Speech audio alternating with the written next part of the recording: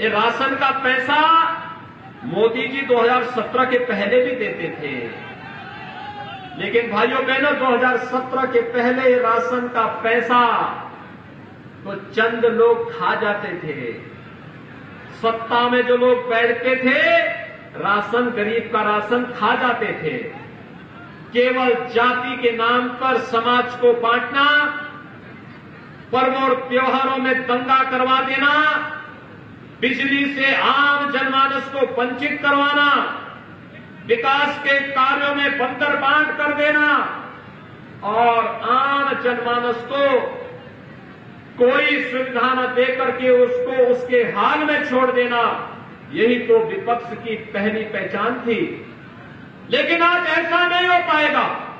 आज तो सरकार ने तय किया है, हम प्रदेश के नौजवानों को नौकरी और रोजगार की गारंटी देंगे।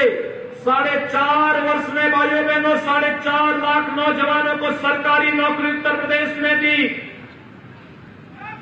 1,61,00,000 नौजवानों को रोजगार की सुविधा से जोड़ा गया और 60 लाख नौजवानों को और उद्यमियों को परंपरागत स्वतः रोजगार के साथ जोड़ करके बैंकों के साथ जोड़ने का कार्य भी किया गया।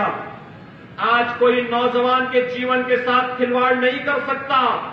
आज नौकरी निकलती है, मेरिट के आधार पर चंदौली का नौजवान भी नौकरी पाता है। पहले नौकरी की नीलामी होती थी, यही नौकरी बिकती थी। सपा बसपा के समय में यही तांडव होता था। लेकिन आज नौकरी पे कोई डकैती डालेगा तो उसको मालूम है कि अगर नीलाम करने का प्रयास करेगा तो उसके घर परिवार बिक जाएगा, लेकिन गरीब के साथ और नौजवान के साथ कोई खिलवाड़ नहीं कर पाएगा। पहले भाइयों बहनों यही गरीब का राशन ये सब खा जाते थे। आज मालूम है गरीब के राशन पर अगर कोई डकैती डालेगा तो उसकी जगह जेल होगी, जेल। गरीब के राशन पर कोई डकैती अब नहीं डाल सकता। अब तो हमने ई-पॉस मशीन भी हर कोटे की दुकान में लगा दी है। हमें मालूम हो जाता है अगर मशीन वहां से हटी नहीं, लखनऊ में वहां अलर्ट होने लगता, वहां पे हमें पहले से वहां पर लाल बत्ती जलने लगती है, अलर्ट कर देता है वहां गड़बड़ी हो रही है और तत्काल कार्रवाई कर दी जाती है। तकनीक का उपयोग, पहले तो एक पूर्व प्रधानमंत्री जी को कहना पड़ा था गरीब के लिए 100 रुपया भेजते हैं, उस तक केवल 15 रुपया पहुंचता है। 85 रुपये कौन खा जाते थे। आज जो लोग आपके बीच में घड़ियाली आंसू बहाने का काम कर रहे हैं, यही लोग थे, ये वही लोग हैं। गरीब का अन्न खा जाते थे, विकास का पैसा खा जाते थे, युवाओं की नौकरी पे डकैती डालते थे, गरीबों के मिलने वाले मकान नहीं मिल पाते थे, शौचालय नहीं मिल पाते थे, बहन बेटियों को सड़क के किनारे जाना पड़ता था। लेकिन आज हर गरीब को एक शौचालय मोदी जी ने दिया, हर गरीब को प्रधानमंत्री आवास मोदी जी ने दिया, हर गरीब के घर में बिजली की रोशनी मोदी जी ने दी, हर गरीब के घर में उज्ज्वला योजना का रसोई गैस का सिलेंडर मोदी जी ने उपलब्ध करवाया है। और भाइयों बहनों कोरोना कालखंड में आपने देखा होगा जो लोग अन्य प्रदेशों में थे, दिल्ली के अंदर और महाराष्ट्र के अंदर और कांग्रेस शासित राज्यों के अंदर क्या व्यवहार हो रहा था आप लोगों के साथ। लेकिन जब हमारे सामने समस्या आई, हमने कहा कि नहीं, वो हमारा नागरिक है, हम उसको अपने प्रदेश में बुलाएंगे। और मोदी जी ने ट्रेन उपलब्ध कराई, हमने बसें उपलब्ध कराई, एक साथ अपने लोगों को उत्तर प्रदेश में लेकर के चले आए। हमने कहा बाध्यता समाप्त करो, हर एक का राशन कार्ड बनाओ, सबको राशन देने लग गए, सबको भोजन की व्यवस्था करने लग गए और सबको उनके घरों में ही ये सुविधाएं उपलब्ध करवानी शुरू कर दी गई। सरकार की नियत साफ होनी चाहिए और उस नियत के साथ, नेक नियत के साथ जब सरकार कार्य करती है तो भाइयों बहनों उसके सार्थक परिणाम सामने आते हैं। और आज जब चंदौली में मैं आया हूं, चंदौली तो वैसे भी बहुत मैसूर धरती रही है। दानापुर और सैयद राजा के उन अमर बलिदानियों को कौन विस्मृत कर सकता है, जिन्होंने देश की आजादी के लिए अपना सर्वस्व न्यौछावर कर दिया था। और चंदौली तो अघोरेश्वर बाबा कीनाराम जी की पावन भूमि है, बाबा अवधूत राम जी की पावन भूमि है। पांडे जी ने और यहां के हमारे विधायकों ने हमसे पहले इस बारे में कहा कि मेडिकल कॉलेज बाबा के नाम पे होना चाहिए। मैंने कहा मेरे लिए तो बहुत सौभाग्य की बात होगी कि पूज्य बाबा कीनाराम जी के नाम पर मेडिकल कॉलेज बने। और भाइयों बहनों, हमारी सरकार इस बात की घोषणा करती है कि चंदौली का यह राजकीय मेडिकल कॉलेज पूज्य बाबा कीनाराम जी के नाम पर ही होगा।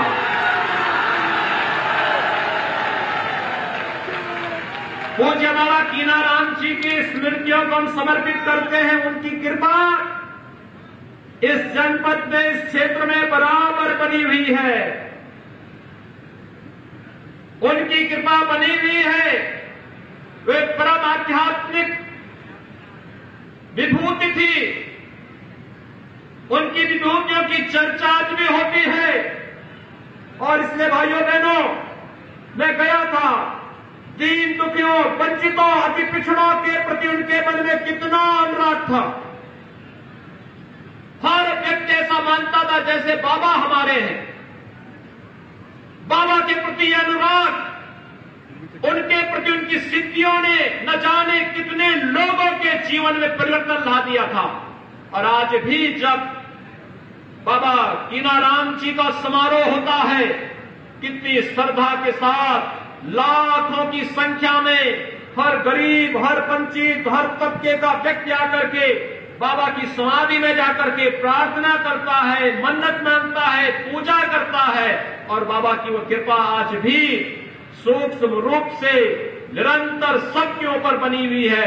मैं धन्यवाद दूंगा डॉक्टर महेंद्र नाथ पांडे जी को, मैं धन्यवाद दूंगा सुशील सिंह जी को, मैं धन्यवाद दूंगा शारदा सिंह जी को, शारदा प्रसाद जी को, श्री पकौड़ी लाल जी को, जिन्होंने पूज्य बाबा की स्मृति को चंदौली में इस भव्य मेडिकल कॉलेज के निर्माण के लिए समर्पित किया है। और भाइयों बहनों, यह हम सबका सौभाग्य है। आज पितृ विसर्जन का पावन दिवस भी है। अपने पूर्वजों के प्रति इससे बड़ी श्रद्धा का और भाव क्या हो सकता है? इससे बड़ी श्रद्धा और इससे बड़ा सम्मान दूसरा नहीं कि हम अपने पूर्वजों को इस रूप में स्मरण करके उनके प्रति अपनी श्रद्धा को व्यक्त कर रहे हैं। हम लोग हो सकता है मंच से पितरों को तर्पण न दे रहे हों, लेकिन ये नामकरण उन विभूतियों के प्रति तर्पण से कम नहीं, उनके प्रति श्रद्धा से कम नहीं। और वहां पर बाबा की एक आसन में बैठी हुई दिव्य प्रतिमा भी मेडिकल कॉलेज में लगेगी। खन्ना जी, इस बात को हमारे चिकित्सा शिक्षा मंत्री स्वयं इस बात को सुनिश्चित करेंगे। ये कार्य वहां पर होना चाहिए। बाबा जी के प्रति ये चीजें आनी चाहिए। भाइयों बहनों, ये दिव्य आध्यात्मिक विभूतियां हैं। ये भौतिक रूप से भले ही कहीं हो, लेकिन उनकी आध्यात्मिक कृपा हर देश, हर काल, हर परिस्थिति में सदैव चंदौली जनपद में बनी हुई। आज चंदौली जनपद की समृद्धि आदरणीय प्रधानमंत्री जी के मार्गदर्शन में, हमारे मंच पर उपस्थित जनप्रतिनिधियों के नेतृत्व में इन दिव्य विभूतियों की कृपा से ही आगे बढ़ रही है। और इसलिए इस अभियान को हम लोगों को तेजी के साथ आगे बढ़ाना है। आज के इस अवसर पर जो मेडिकल कॉलेज की सौगात आपको प्राप्त हुई है, यहां पर पांडे जी ने, सुशील सिंह जी ने, हमारे विधायक और मान्य विधायक और मान्य सांसद जी ने अन्य कुछ मुद्दे यहां पर रखे हैं। सरकार इन सब पर पूरी संवेदनशील तरीके से कार्य करेगी। और भाइयों बहनों, मैं आप सबको आश्वस्त करता हूं, सरकार ने बिना भेदभाव की योजनाओं का लाभ हर एक व्यक्ति को दिया है। हमने गरीब अमीर का भेद नहीं माना, हमने छोटे बड़े का कोई भेद नहीं किया। हर एक व्यक्ति को गले से लगाया, योजनाओं का लाभ हर एक नागरिक तक पहुंचाने का कार्य किया है। और मैं आपको आश्वस्त करता हूं, आपने देखा होगा, अगर किसी अपराधी और माफिया ने किसी गरीब की संपत्ति पर, किसी व्यापारी की संपत्ति पर कब्जा करके जबरन करने का प्रयास किया तो हमने उसकी छाती पर बुलडोजर चलाने में भी कोई संकोच नहीं किया है। और भाइयों बहनों, मैं आज आपको यही आश्वासन देने के लिए आया हूं, सुरक्षा का यह माहौल उत्तर प्रदेश को एक नई पहचान दिया है। जीरो टॉलरेंस की नीति के तहत कार्य करने की सरकार की मंशा आपके जीवन में, आने वाली पीढ़ी के जीवन में व्यापक परिवर्तन का कारण बनेगी।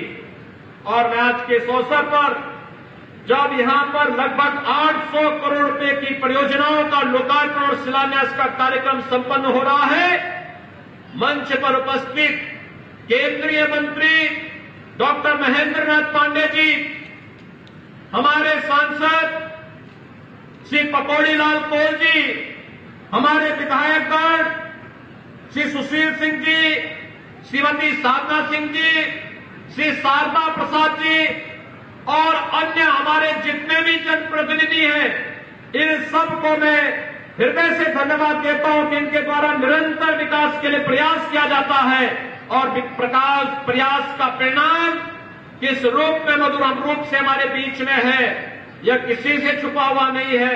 मैं आज के इस अवसर पर इनका अभिनंदन करता हूं, आप सभी को बधाई देता हूं, आप सबके प्रति अपनी शुभकामनाएं देते हुए कल से शारदीय नवरात्रि का पावन पर्व प्रारंभ हो रहा है।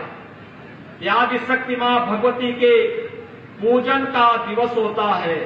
और भाइयों बहनों, शारदीय नवरात्रि के अवसर पर आप सबके प्रति मैं अपनी हार्दिक बधाई देता हूं, विजयादशमी की अपनी शुभकामनाएं अग्रिम रूप से चंदौली जनपद के वासियों को देता हूं, आप सभी कार्यकर्ता भाइयों बहनों को देता हूं।